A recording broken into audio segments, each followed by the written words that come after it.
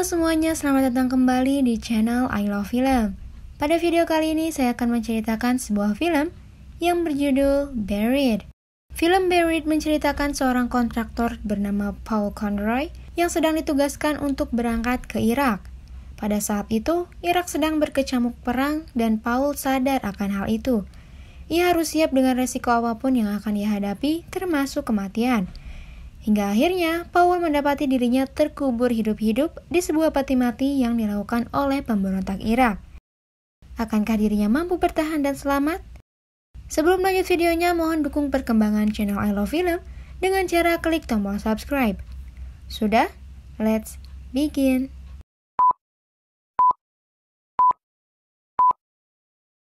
Film dimulai dengan memperlihatkan seorang pria bernama Paul Conroy yang sedang terbangun.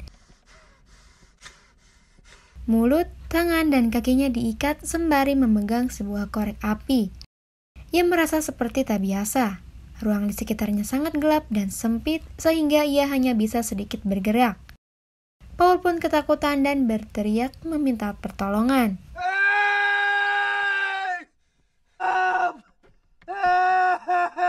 Paul berusaha melepaskan tali dengan paku yang menonjol di sana.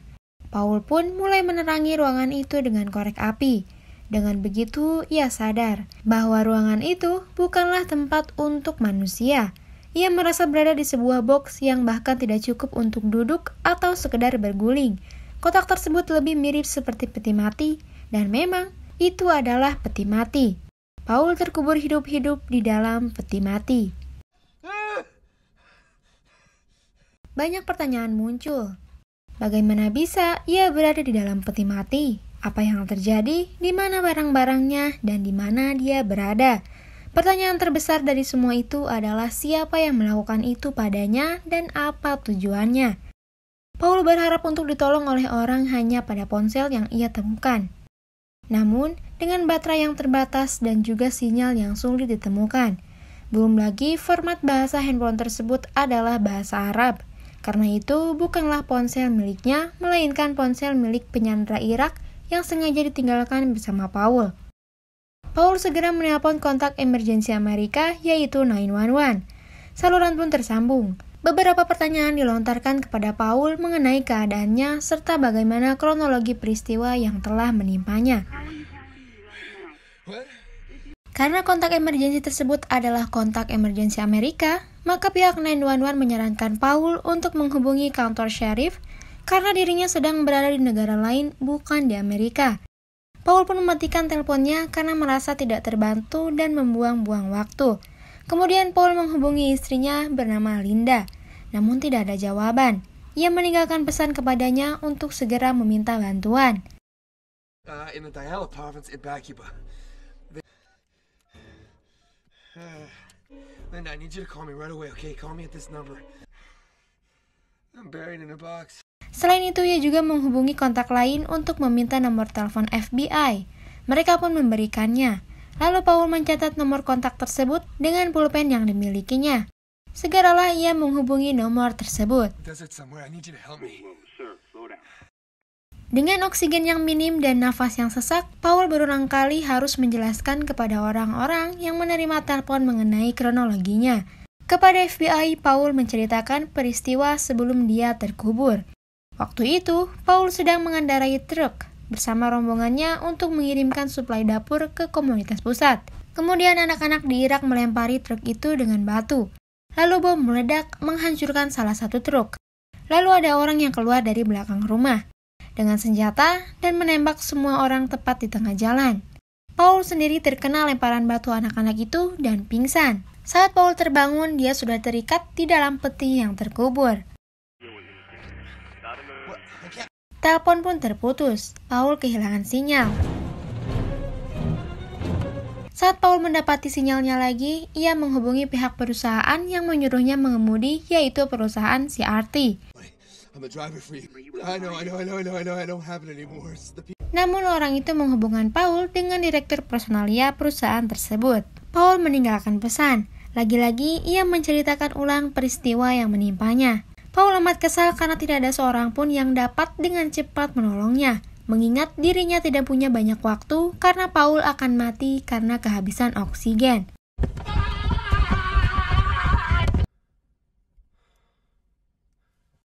Di sini Paul menemukan nomor asing dari riwayat panggilan sebelumnya. Lalu Paul pun menghubungi nomor tersebut. Hello? Namun rupanya nomor tersebut adalah milik orang Irak yang menyuliknya dan mengira Paul adalah tentara. Meski Paul sudah menjelaskan berulang kali, mereka tetap menganggap Paul adalah tentara. Kemudian orang tersebut meminta tebusan sebesar $5 juta dan harus dikirimkan pada jam 9 malam. Jika tidak, mereka akan membiarkan Paul terkubur di sana. Paul yang terlihat kelelahan mencoba mencari bantuan lagi dengan menghubungi teman istrinya. Saat telepon tersambung, ia meminta kontak Departemen Negara Amerika. Namun, Paul tidak memberitahu keadaannya. 4750? Saat telepon tersambung dengan Departemen Negara Amerika, Paul menceritakan ulang peristiwa yang menimpanya. Namun lagi-lagi, orang yang diteleponnya akan menghubungkan Paul dengan orang lain, yaitu kontak militer di Irak. Hal tersebut terus berulang dan berulang ketika ia menelpon orang lain untuk menghubunginya. Sementara Paul ingin dikeluarkan dengan segera dari sana. Sampai akhirnya dirinya disambungkan dengan komandan dari grup pencari Sandra yang berlokasi di Irak yang dibentuk tahun 2004. Orang tersebut bernama Brenner. Dan Brenner right away. And Brenner? Is this Paul Conroy? Yeah, it's me. Hanya orang itulah yang peduli dengan Paul dan mengerti posisinya. Orang itu mencoba menenangkan Paul dan memberi solusi agar dia tetap bertahan hingga pertolongan datang. Di tengah percakapan mereka, penculik itu menelpon Paul lagi. Mereka ingin Paul membuat video tebusan dengan catatan yang ada di dalam kotak di dekat kakinya.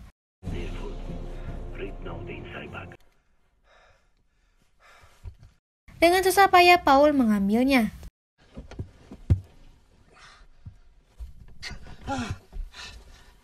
Di dalam kotak terdapat bingkisan yang isinya ada 2 buah glow stick, 1 buah senter, 1 buah pisau, dan secari kertas.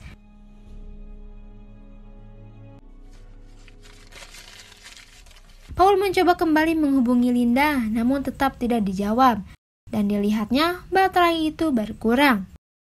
Setelah itu, Paul memberikan kontak penculik tersebut kepada Brenner untuk melacaknya, namun itu bukanlah hal yang mudah. Brenner juga melarang Paul membuat video tebusan.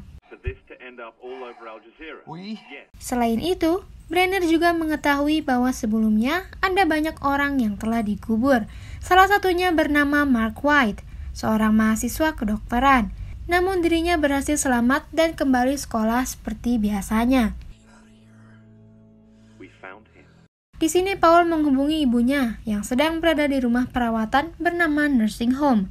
Sepertinya ibu Paul menderita Alzheimer karena terkadang dia tidak mengenal siapa Paul dan kadang berkata hal yang tidak masuk akal. I love you, Mom. Tak lama kemudian, Paul menerima video seorang wanita yang sedang disandra. Wanita itu adalah rekan Paul bernama Pamela Luthi. Dirinya diancam akan menembak Pamela jika tidak membuat video tebusan. Karena terpaksa, akhirnya Paul membuat video itu dan mengirimnya.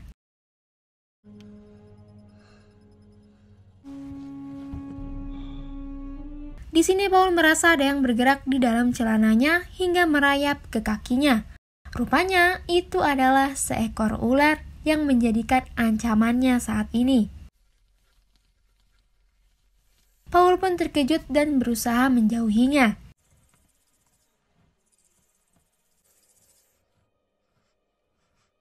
Karena tidak ingin digigit, ia menumpahkan bensin di sekitar ular dan membakar ular tersebut. Namun sayang, ular itu malah menyerangnya dan berhasil kabur melalui celah peti.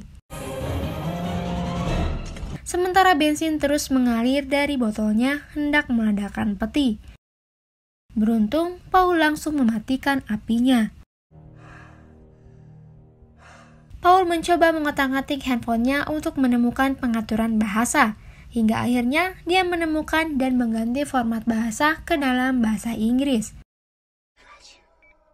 kemudian mengirimkan pesan suara kepada istrinya untuk memberitahu nomor ponsel itu dan meminta Linda untuk menghubunginya kembali. Hey, baby.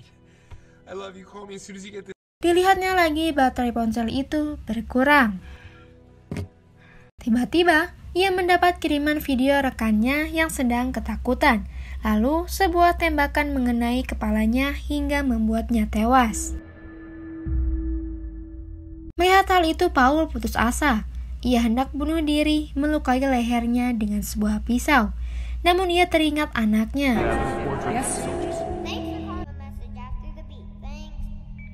Dan Paul mengurungkan niat bunuh diri tersebut. Dia juga teringat pria bernama Mark White yang berhasil selamat setelah dirinya terkubur sama seperti Paul. Brenner memberitahu Paul bahwa videonya diunggah ke kanal YouTube dan sudah ditonton 47.000 kali dan juga tayang di siaran TV. Brenner juga memberitahu bahwa dirinya dan rombongannya sedang mencari lokasi Paul dikubur. Paul merasa dikubur di dekat masjid karena mendengar doa-doanya. Dan Brenner berada di lokasi tepat di dekat masjid. Lalu suara ledakan terdengar, mengguncangkan tanah dan peti yang ditumpangi Paul. Butiran-butiran pasir pun memasuki celah peti. Tak lama, peti itu belah, membuat semakin banyak pasir yang masuk. Paul mencoba menahannya. Ponsel Paul berdering. Rupanya, direktur personalia itu menghubunginya lagi. Di sini status pegawai Paul dinyatakan resmi diakhiri dan pihak CRT tidak bertanggung jawab atas kejadian yang menimpa Paul. Pasir terus memasuki area peti. Entah masih ada harapan atau tidak, Paul tetap memohon bantuan kepada Brenner. We can still try to track down your signal. It's over, isn't it? Setelah itu pihak penyandra menelpon Paul lagi menanyakan uangnya dan dia juga mengancam Paul akan melukai anak dan istrinya di rumah. Yeah, please, sir. Nobody call you. You show blood or they show blood. Paul segera mengirim pesan suara kepada Linda agar dirinya dan anaknya segera pergi dari rumah. Just do not go home. Sementara pasir semakin memenuhi peti itu. Tak lama kemudian peti itu berguncang. Seseorang sedang berbicara di atasnya.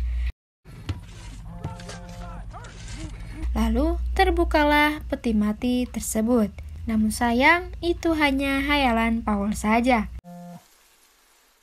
Paul yang hampir putus asa mendapat panggilan kembali dari Brenner. Dia mengetahui lokasi di mana Paul berada dan sedang menuju ke sana. Mereka akan sampai dalam 3 menit lagi. Paul lega akan hal itu. Tak lama, istrinya menelpon menanyakan keadaan Paul dan memohon kepadanya untuk tetap bertahan dan kembali pulang.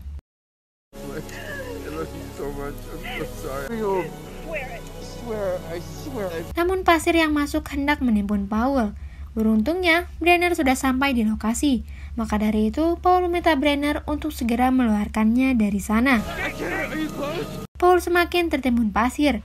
Brenner meminta Paul untuk bertahan karena mereka sedang menggali pasir itu. Sayang 1000 sayang. Dalam keadaan mendesak, peti yang Brenner temukan adalah peti milik Mark White, bukan milik Paul. Pada akhirnya, Paul benar-benar tertimbun pasir dan tidak tertolong. Ending yang menyakitkan, bukan? Di sini kita tahu bahwa Brenner berbohong yang katanya Mark White selamat dan kembali sekolah seperti biasa. Namun ternyata Brenner baru menemukan peti Mark White yang pasti sudah meninggal sama dengan yang dialami Paul. Lalu film pun selesai.